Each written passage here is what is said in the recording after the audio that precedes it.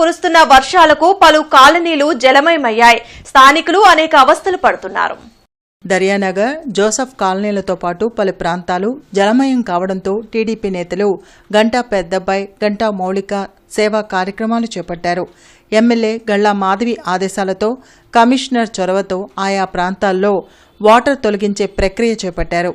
జేసీబీలతో పునరుద్ధరణ పనులు మొదలుపెట్టారు.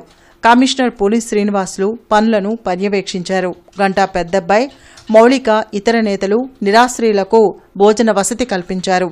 ఆయా ప్రాంతాల్లో యథావిధిగా జీవనం సాగించేలా చర్యలు చేపట్టారు.